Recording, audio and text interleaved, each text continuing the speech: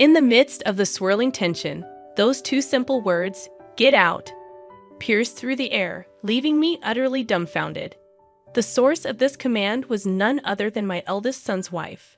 The echoes of a similar expulsion I have faced when leaving my parents' home many years ago reverberated in my mind.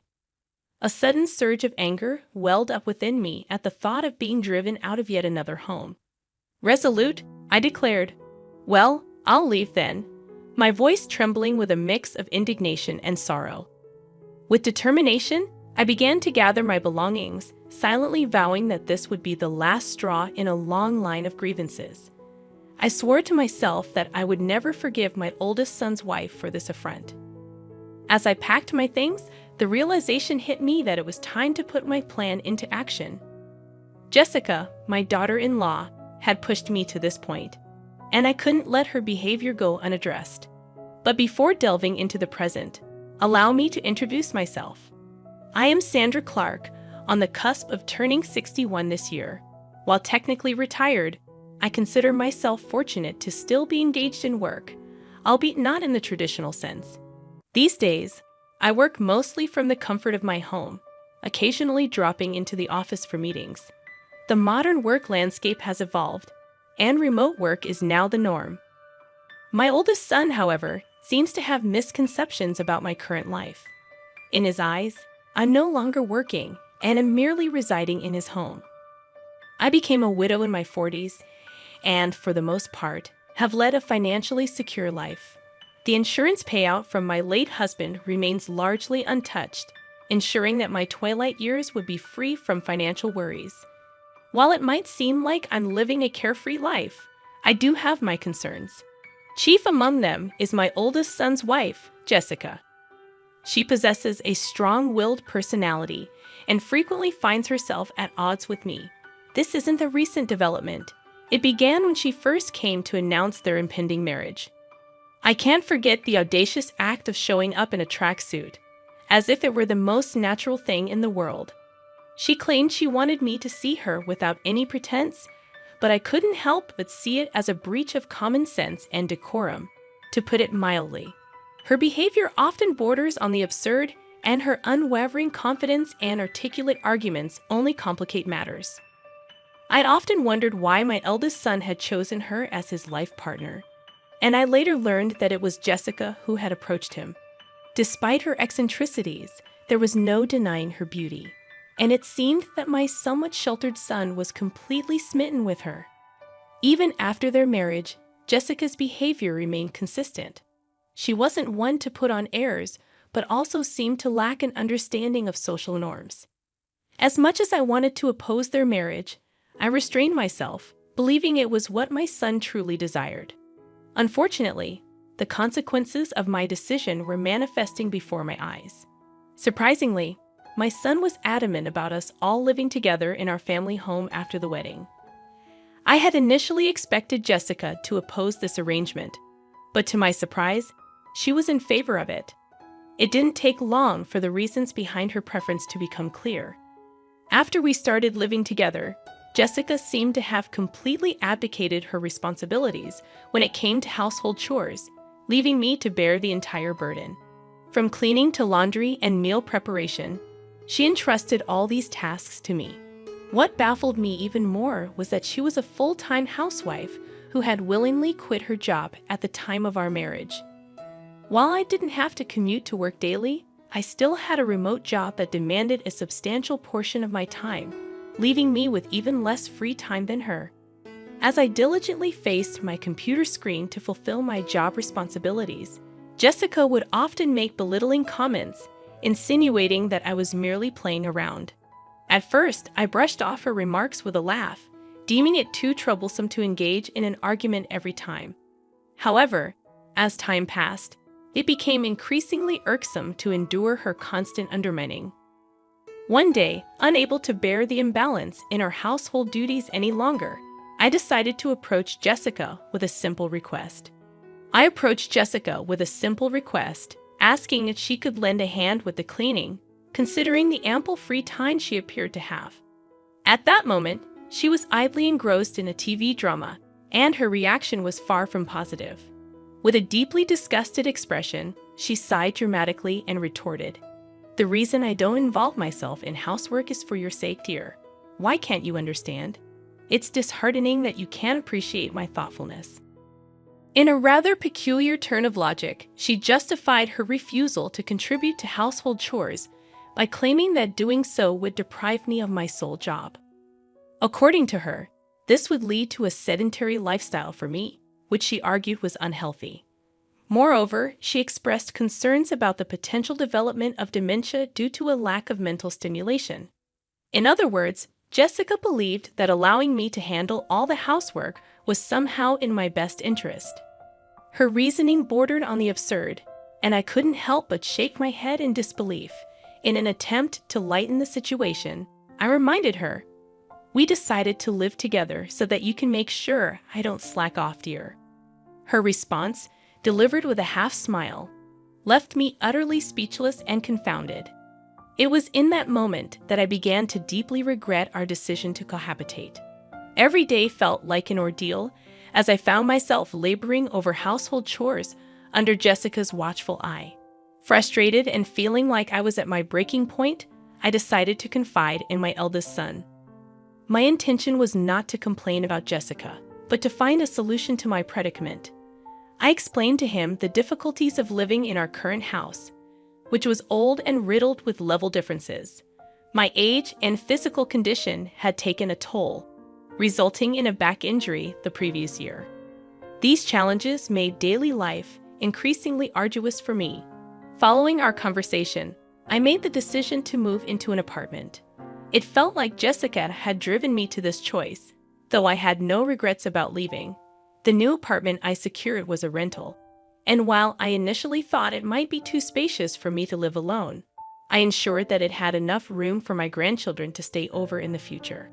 I even had the interior customized to my taste, and at last, my own personal castle was complete. However, my joy was short-lived as Jessica began coming over to the new apartment every day, staying until late into the evening. She lounged on the living room couch, looking around and commenting, "The new apartment is really nice, isn't it, Mother? It might be too big for just you. Why don't you come back to your old home and take care of the house chores? It's for your health and longevity, you know." Jessica's behavior had become unbelievably frustrating. She insisted that I return to our old house to take care of the chores during the day, and her self-centeredness was enough to make anyone dizzy. I had already moved out of that house, and it was time for her to step up as the wife and handle the household responsibilities. After all, I was the one taking care of all the house chores in my new place, and my annual checkups always came back with good results. There was really nothing for Jessica to worry about. However, when I confronted Jessica about this, she simply turned her head away, as if pretending not to hear my words. It was her usual strategy to ignore anything that was inconvenient for her. Yet, even after this confrontation, Jessica continued to visit my apartment regularly. Just the other day, she casually mentioned that going back to the old house was too much of a hassle and ended up staying the night. My parents' home and my apartment were conveniently located just a 15-minute walk apart, and it was my eldest son who had suggested I live near my parents' home. He was concerned about me and thought it would be better for me to be closer to them. While his concern touched me, it also made me a little sad to leave the house where I had spent so many years. One day, when I had been out on a rare business-related outing and returned in the evening, I was in for a surprise. To my disbelief, Jessica had let herself into my apartment using the spare key I had given to my son without telling me. "Oh, welcome back," she said, lying on the floor in front of the TV, not even bothering to get up. I was taken aback and felt uncomfortable knowing that she had been in my apartment while I was away. I told her sternly, "Jessica, that spare key is meant to be used in emergencies, not for you to let yourself in when I'm not home." It was the first time I had firmly asserted myself with her. She seemed surprised because I was usually quick to forget my anger, but this time I held my ground. Her response was less than pleasant. "You really are a stingy mother-in-law," she yelled at me. "I can't stand that about you, and I can't stand anything about you. Not even this apartment. We're a family, so you should leave. She tried to usher me out the front door. It became clear that Jessica couldn't stand the thought of me living in this apartment. She was upset that her family was living in the old house while I occupied this place. According to her, it was unfair that the rent for this apartment was being paid by my son James. She believed that it wouldn't be strange for us as his family to live here. In her mind, it was a matter of living within our means. Jessica's perspective helped me understand why she was constantly showing up at my apartment. She believed that this apartment should have been a place for her family to live, and she was not shy about expressing her displeasure. In the end, I decided to agree with her demands. "All right, I will leave," I retorted, staring her down. I promised to move my belongings out within 3 days. Jessica, still skeptical, demanded that I call the moving company right there in front of her. I didn't waste a moment and immediately called a moving service from my smartphone, scheduling them to come in 2 days.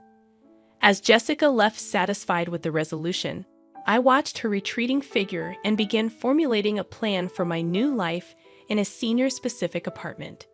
It was time for a fresh start and a peaceful living environment. After much contemplation, I made the decision to embark on a 2-week trial of a significant change in my life. It involved the rather unsettling task of handing over both the keys to my cherished apartment and the accompanying lease documents to Jessica, all in the hopes of initiating a contractual alteration through the mediation of our trusty real estate agent, who would ultimately convey our request to the landlord. Fortunately, my history with the landlord spanned many years, and this long-standing relationship proved to be the beacon of flexibility and understanding I had been hoping for during this tumultuous period. Their willingness to accommodate our requested changes in such a congenial manner was, to say the least, an immense relief to me. However, my eldest son, whose emotions were running high and his patience dwindling, was not as pleased with this development. In fact, he was furious with Jessica for what he perceived as her kicking me out of our beloved apartment. The strain in their relationship had reached a point where he was seriously contemplating divorce. Oddly enough, though Jessica appeared unperturbed by his inner turmoil, displaying a surprising level of indifference. On the contrary, she seemed to have embraced the idea of living alone in our apartment and boldly declared her desire for us to live separately. I couldn't help but marvel at her audacity in the face of such a complex and emotional situation.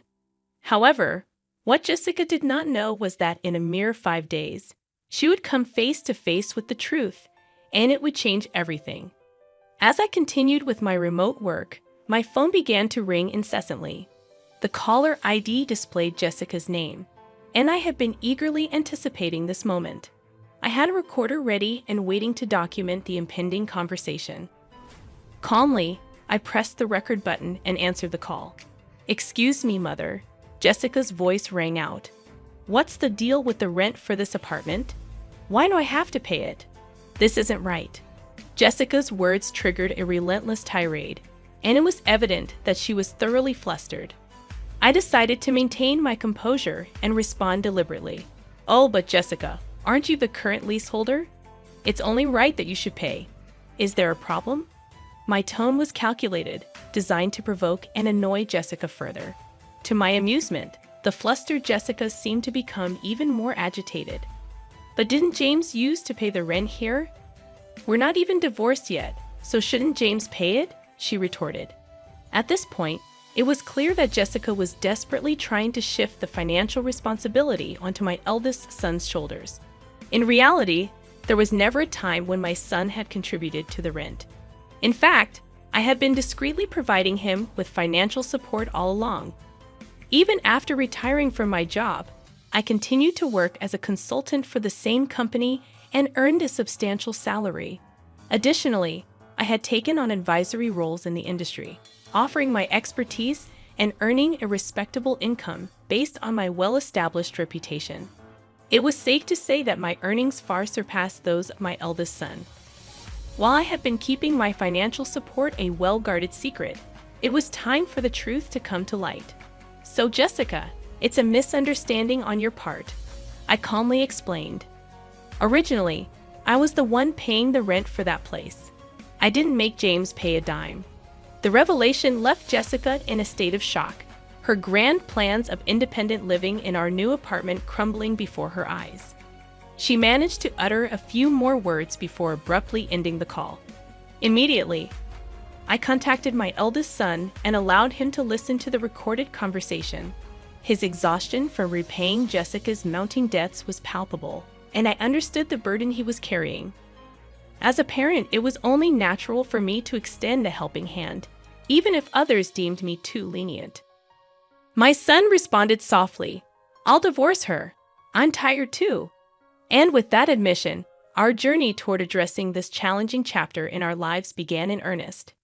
Guided by a newfound sense of resolve and unity, I sat down with my son, sharing my intricate plan and providing him with a set of detailed instructions. It was crucial that he followed these steps to the letter, and I needed him to understand the gravity of the situation.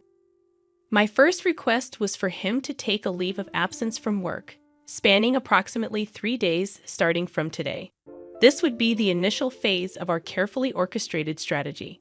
With a hushed tone and a stern look, I directed him to execute the most crucial aspect of the plan: the discreet removal of his essential belongings from the house.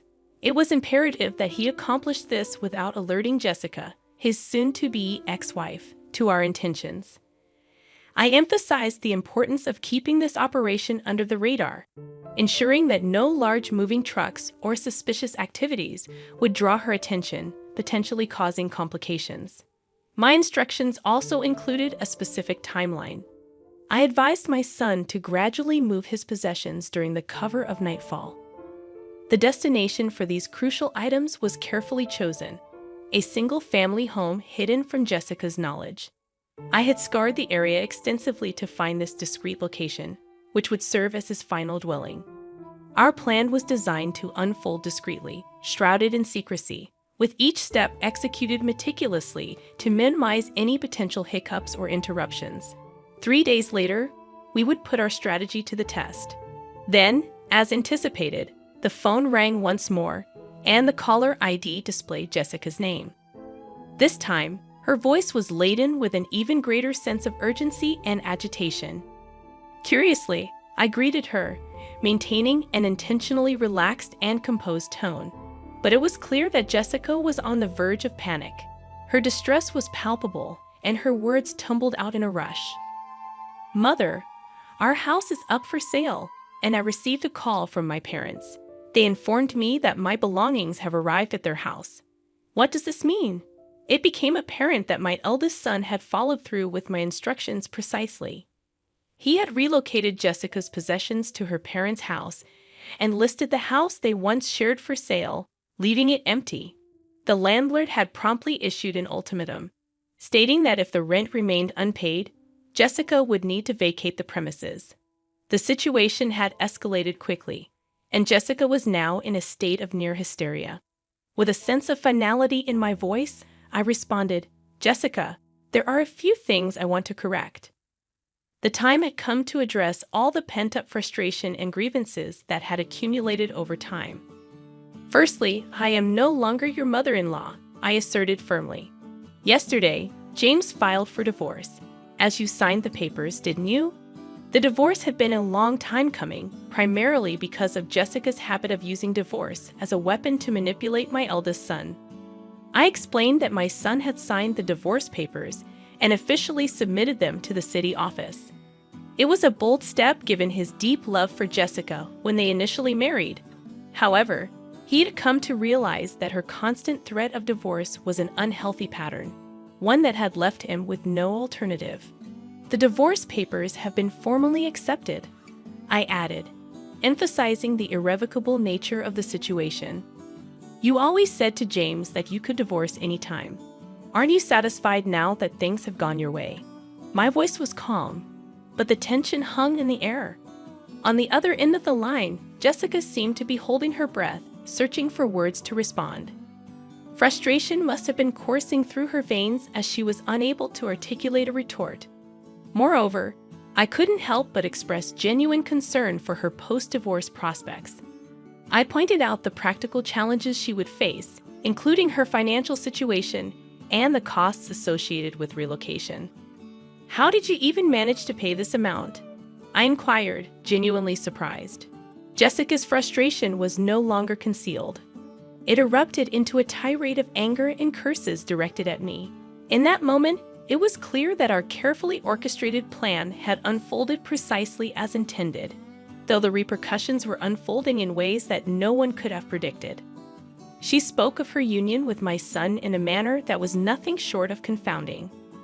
According to her, the marriage was a consequence of her late husband's inheritance, which she asserted was now under her stewardship. In a tone that pierced the air, she vehemently declared her inability to so much as budge a single penny from this newfound wealth. It was as if she had been bound by some invisible financial straitjacket. The anguished cry that followed was a stark contrast to her earlier tone. Her grievances flowed freely as she lamented the unfortunate turn of events. It was evident that her matrimonial ties had been forged under the weight of insurmountable debts. I chose not to intervene, allowing my son to eavesdrop on this exchange, understanding that it might serve as valuable evidence in case of a future divorce. As Jessica's tirade continued, I patiently waited for it to run its course, a task that demanded significant endurance. For approximately a quarter of an hour, she ranted unabated, her words like a storm of frustration and discontent. Then something shifted. The tone of her voice softened, and the anger that had once consumed her gave way to desperate pleas. She confided in me, revealing her disconnection from her own family, who had disowned her due to her profligate spending and borrowing habits. Tearfully, she begged for assistance, her voice quivering with vulnerability. As I listened, I couldn't help but feel a pang of sympathy for her, though I remained steadfast in my resolve to view her predicament as a consequence of her actions. Apologies and regrets, it seemed, held little sway over our relationship now. We were, after all, strangers, and there was little more to be said. With a curt farewell, I ended the conversation, finally exhaling a sigh of relief. However, the drama did not end there. My eldest son later informed me that Jessica had caused a scene at his workplace, leading to the involvement of law enforcement. Upon returning home, he discovered that she had been forcibly locked out of their shared apartment, with the landlord having changed the locks during her absence. It appeared that she had been attempting to reach us, but we had preemptively disconnected our phones and changed our numbers. Jessica's desperation must have been palpable when she found herself unable to communicate with us. She was left with no choice but to turn to her estranged family for help. However, her return home was met with a cold reception, as her family had left her belongings, which I had sent to them, exposed to the elements in the backyard. Adding insult to injury, the unpaid rent for her apartment had been billed to her parents, further stoking their anger. Rumors began to circulate that Jessica had found refuge in an apartment provided by an organization that supported the homeless. The stark change in her circumstances became evident when I crossed paths with her on the street. Her once vibrant hair had turned a ghostly white, and her skin had lost its luster, a testament to the stress she had endured. Observing her transformation underscored how profoundly living conditions could impact a person's well-being. It was a stark reminder of the consequences of one's choices. As for me, I had settled into a new life in a house purchased with my late husband's inheritance. It was a duplex, ensuring that my son could remarry should he choose to do so. We shared meals, but otherwise, he managed his affairs independently. The money for the sale of my parents' home was carefully preserved for future needs, earmarked for my son and his prospective wife, and of course, any future grandchildren. In the tranquility of my new abode, I nurtured an English garden, a long-held dream. On days when work did not demand my attention, I would tend to the yew trees and herbs, finding solace and purpose in their growth. This new life, brimming with hope, had become my daily routine, a testament to the resilience of the human spirit and the possibility of renewal.